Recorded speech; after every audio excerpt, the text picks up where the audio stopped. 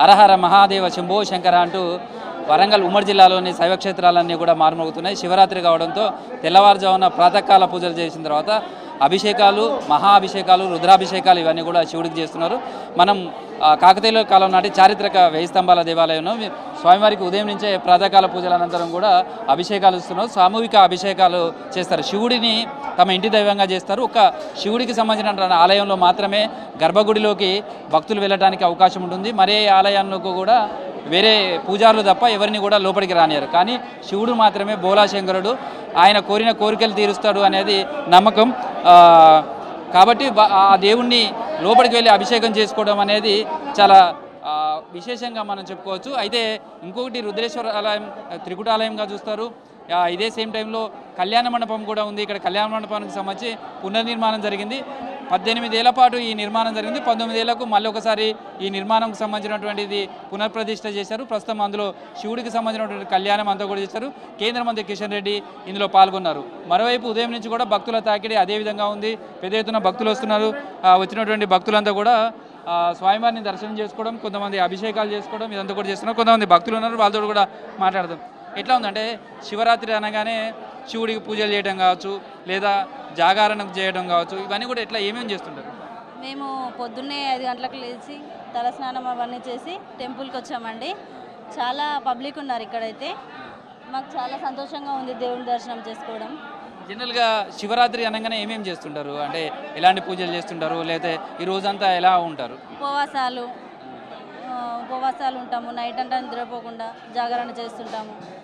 జాగారం అనగానే ఇదివరకేమో భక్తికి సంబంధించి అంటే దేవాలయాలలో ఉండడం లేదా కళ్యాణం చూడడం, మీరు ఎట్లా చేస్తుంటారు ఈ జాగరణ ఈ రాత్రి అంతా ఏమేమి చేస్తుంటారు? ఎక్కువ టెంపుల్స్ తిరుగుతుంటాము. ఇంకా పిల్లలతో ఏదన్నా బయటికి వెళ్ళడము, ఇంకా అంతే.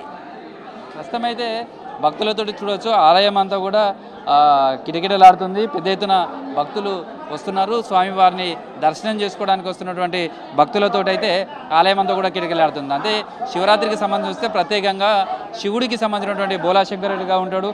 ఆ బోలాశంకరుడికి ఒక్కసారి కోరిన కోరికలు నెరవేరాలంటే ఒక చెంబుడు నీళ్లు పోస్తే చాలు అనుకునే విధంగా నమ్ముతారు. అందుకనే శివుడికి సంబంధించినటువంటి ఆలయాల్లో అభిషేకం అనేది చాలా ఇష్టంగా భావిస్తారు. అందుకనే శివుడికి ప్రీతికరమైనది ఒక్క చెమ్ముడు నీళ్ళు పోసినా బోలాశంకరుడు కరుణిస్తాడనేది భక్తుల విశ్వాసం. ప్రస్తుతం ఆలయ అర్చకులు కూడా ఆయనతో కూడా మాట్లాడదాం. అంటే శివరాత్రి అనగానే శివుడికి సంబంధించినటువంటి ఎలాంటి పూజలు చేయాలి, అందులోనూ అభిషేక ప్రియుడిగా శివుని చూస్తారు.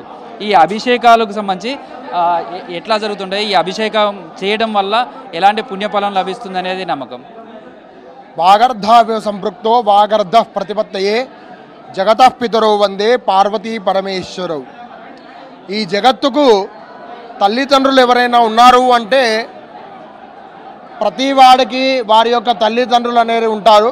కానీ జగత్తు మొత్తానికి తల్లిదండ్రులు ఎవరయ్యా అంటే అది పార్వతీ పరమేశ్వరులు మాత్రమే. అటువంటి పార్వతీ పరమేశ్వరులకు ఇష్టమైనటువంటిది పార్వతీ కానీ పరమేశ్వరుడు కానీ ఎప్పుడూ వేరువేరు కాదు, ఇద్దరు ఒకటే, అర్ధనారీశ్వర తత్వం. అటువంటి అర్ధనారీశ్వర తత్వమైనటువంటి పరమేశ్వరుడికి మహాశివరాత్రి అంటే చాలా ప్రీతి.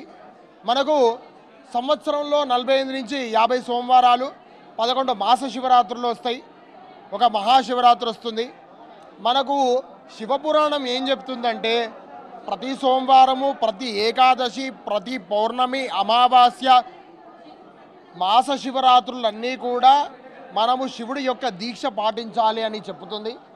అటువంటి దీక్షను పాటించలేని వాళ్ళు ఎవరైనా ఉన్నట్టయితే శివరాత్రి నాడు శివుణ్ణి అభిషేకించి శివరాత్రి ఉపవాసం దీక్ష పాటించి ఆ జాగరణ చేసినట్టయితే సంవత్సరం మొత్తం చేసినటువంటి ఫలితం ఏదైతే ఉంటుందో అది శివరాత్రి నాడు మనకు లభిస్తుంది.